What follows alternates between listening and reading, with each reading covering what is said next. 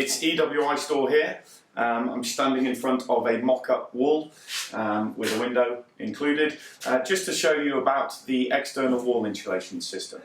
Basically, the thing to do on older properties is to insulate externally, which slows down the heat transfer and basically lowers bills and increases your comfort. So we have here some products that you would use in order to do this, all EWI Pro products, and we're just going to show you the various stages to complete the job.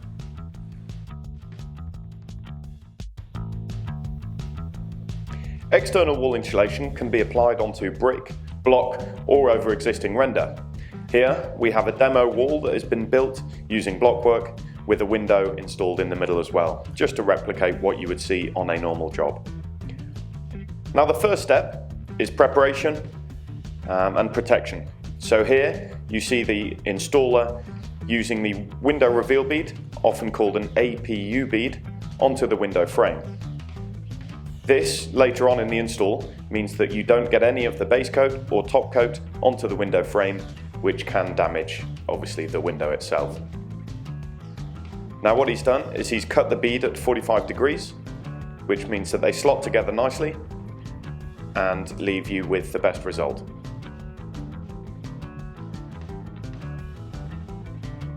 The window reveal beads are used on both the left and the right side, and also at the top. They're not required at the bottom, as you should have a windowsill or oversill installed as well. Now what he's doing here, he's just making sure that all of the window reveal beads are in line and you don't get any issues later on once you've fully installed it. The next step is to make sure that everything is fully protected. What you don't want is to worry about the windows or doors throughout the job, when you could easily just protect them with a window protective film at the start and remove once complete. Now these obviously are a very cheap and easy way of keeping the job clean, but also be very precise and make sure that you've got those nice clean lines everywhere, just to give it the most professional finish.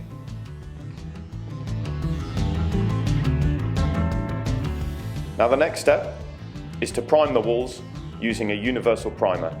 Now this is an optional method, an optional solution, but would give you the best adhesion to the substrate. What the universal primer is a gritty primer which dries like a kind of sandpaper finish. So it improves adhesion from the adhesives and the base coats onto the substrate. The universal primer can be applied both using a paintbrush or a large brush like this one, a roller, or indeed can even be spray applied. Depending on the size of the job, depend on which method of application you go for. The universal primer is the nice red colour, so you know exactly where you have primed and where you haven't. Once the universal primer has dried, you then install the XPS Installation down below DPC level. Now this is extruded polystyrene and is very tough and durable for those lower areas, which come across a lot more trauma than the other areas. This XPS insulation is a closed cell, but what you do is you stick it onto the wall using the EWI 225 premium base coat adhesive. As you see here, he is just installing it with a notch trowel, just so you get a nice even thickness on the back of the board. This is then stuck onto the wall, and just to make sure that it's all nicely straight, use a spirit level to make sure that it's all applied nicely. Perfectly straight. Once all of these are combined, as you see, the XPS boards have a kind of, they're a notched board. Once they are installed, use the expanding foam tape, just a small strip of this along the top of the board, and once this is installed, you then put the aluminium starter track, or in fact the UPVC starter track, on top of the XPS. This expanding foam will create a seal and will stop any water penetrating through and in behind the system. On this video here, you can see that it is the aluminium starter track being used, although there is an option for UPVC as well. The aluminium starter track is cut to size, cut to length, and obviously at 45-degree angles around corners, both internal and external. Here the installer is using base track connector clips. Now these just keep it all in place so that the aluminium doesn't bend throughout the install. We recommend, depending on the thickness of the insulation, try and get 2 clips per starter track. If obviously you're going for a thinner insulation, you'll only be able to use 1 clip.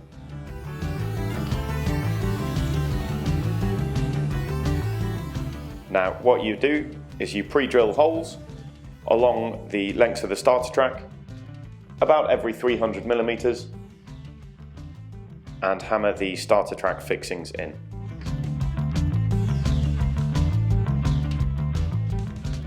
These are raw plug fixings, so are very secure once installed. As you've used the spirit level, this is all perfectly straight. You then apply and attach the clip-on profile to the starter track.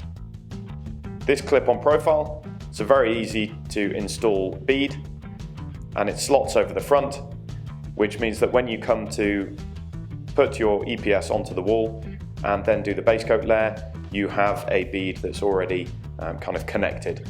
Easier to install and easier to finish off, as opposed to just trying to go straight onto the starter track.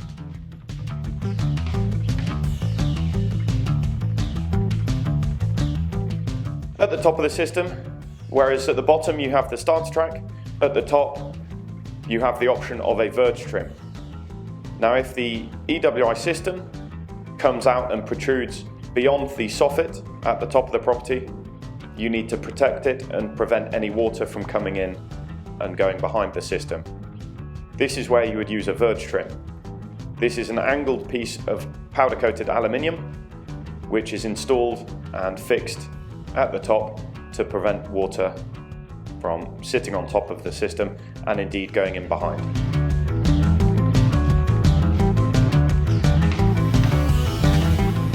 To make sure that these have been installed correctly and are in fact level, because they are, once installed, they are a very visible aspect of the system, so you need to make sure that you use packers to give it the securest fix and so they all level with the insulation below. Now these packers can be used both down at the starter track level and at the verge trim, and come in various different thicknesses to suit your installation. So once the starter track and the verge trims have been installed onto the wall, you now apply the adhesive onto the back of the insulation boards. Now this board here is an EPS board, which is an expanded polystyrene board. It's a graphite board, which means it has increased thermal performance and a slightly better fire rating than its white equivalent. The adhesive on the back of the board can be applied in 2 ways. They are applying around the perimeter with a couple of dots in the middle of the board as well.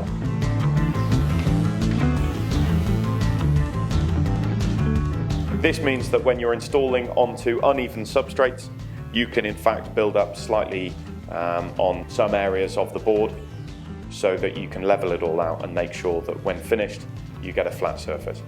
So once you put the board on the wall, once again push firmly to make sure it's installed correctly, and you can obviously use a spirit level to make sure that the board has been installed flat. Here he is using a spirit level just to make sure that the EPS board that he has put onto the wall is level. This is really important because towards the end of the job, if you have not ensured that the boards are level, you will clearly see an unprofessional finish.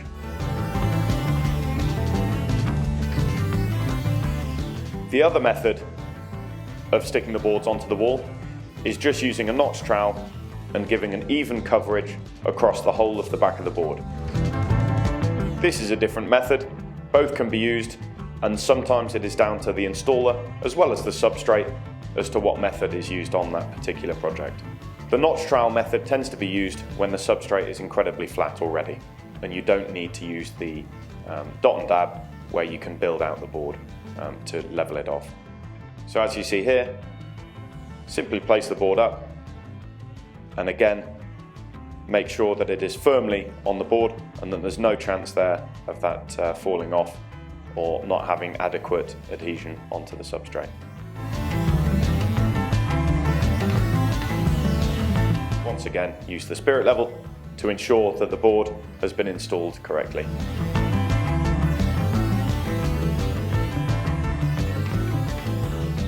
The next stage are the mechanical fixings. Now what you see here is an EPS router that has cored out a small section of the EPS board to ensure that when the mechanical fixings go in, they are covered to stop thermal bridging and minimise cold spots. Please note that this is quite a messy job, so make sure that you do tidy after you've done this job. The EPS router is a very cheap and cheerful little tool that you can pick up in various distributions centres. Once the hole has been drilled to suit the diameter of the fixing, you then put the female part in, followed by the male, and use a hammer to mechanically fix the boards. Once the plastic fixings have been installed, you then cover them using the thermal dowel caps. These are made of white EPS and just prevent cold bridging happening through the fixing. To make sure that everything is nice and level, simply take an EPS rasp and gently go over the fixing holes to make sure that nothing protrudes.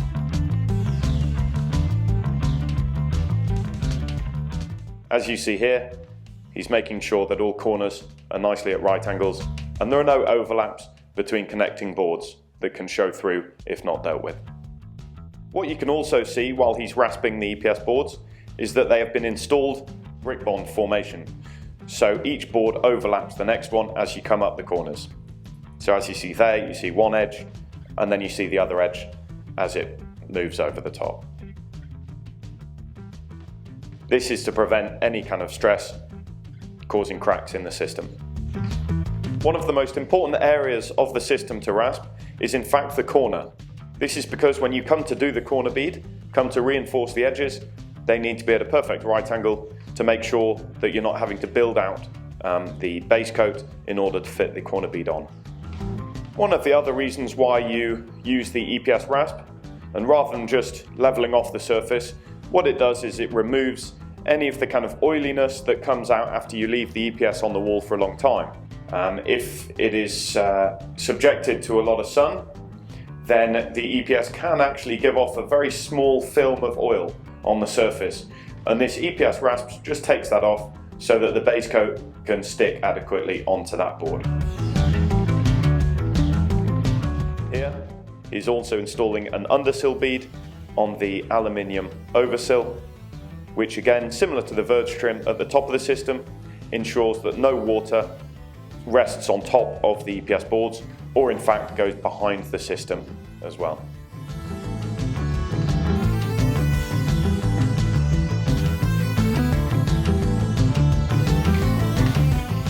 What the windowsill bead or undersill bead does is as it sticks to the underside of the oversill, it really holds it down into the system.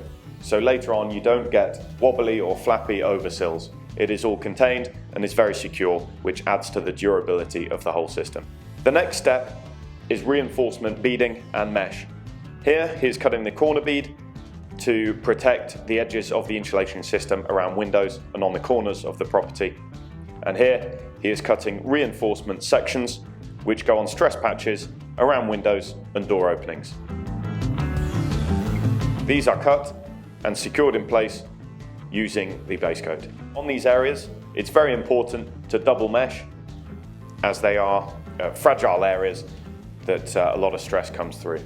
The reveal bead, corner bead and stress patches are all attached to the system and secured in place using the base coat.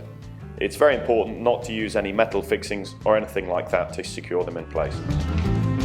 Once you've put a bit of base coat onto the wall, these beads are then secured in place, overlapping just to ensure that you don't have any areas that are fragile and may crack.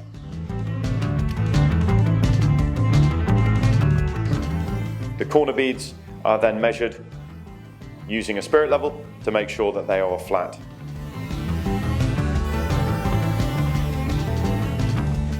You then use a spirit level to make sure that the corner beads have been installed correctly.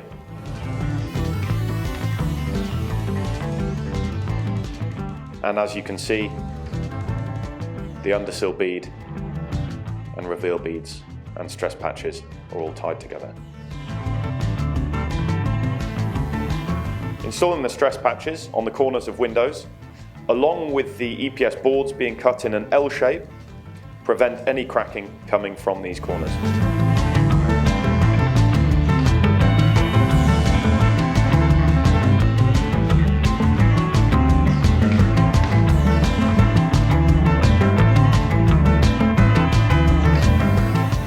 One of the most common areas for poor or incorrect installs to fail is at these junctions and corners of windows.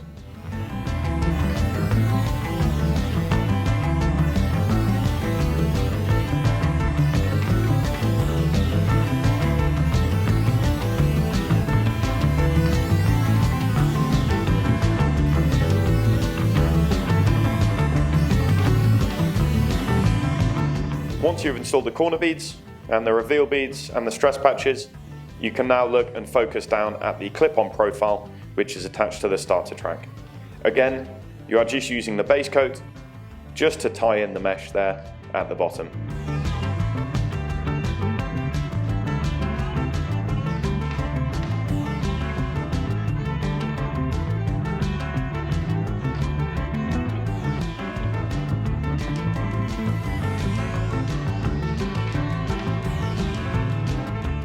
When all of this is done, you can then move on to base coating the whole of the system. As well as using the undersill bead or windowsill bead underneath the oversill, they're also used at the top of the system, much in the same way, just to keep the verge trim secure and attached onto the EPS.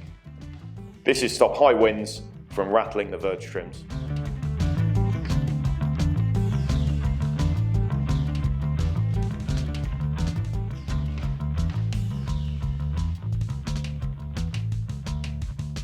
Stop beads are also used at the end of the systems. This is just to keep it nice and neat and tidy. Much like all of the beading, it is there and designed to reinforce and to create nice clean edges. Corner beads are not just used around windows, but also on all right angle edges and corners of properties.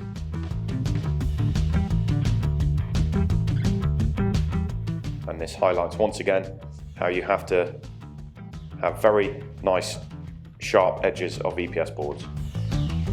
Always use the spirit level just to check the position of the corner beads.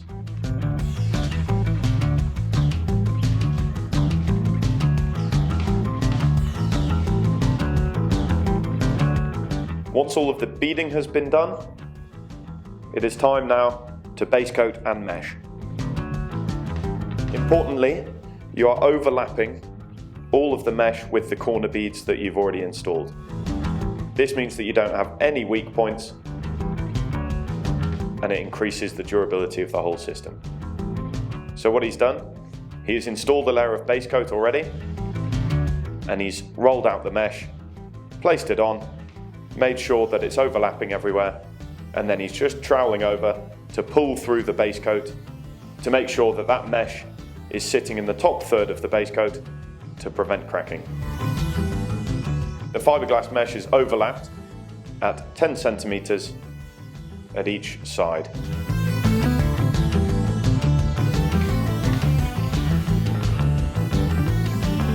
Make sure that you overlap your fiberglass mesh by 100 millimeters each side. This will prevent any kind of cracks from happening in between each roll. After 24 to 48 hours, depending on weather conditions, you are then safe to prime using the top coat primer.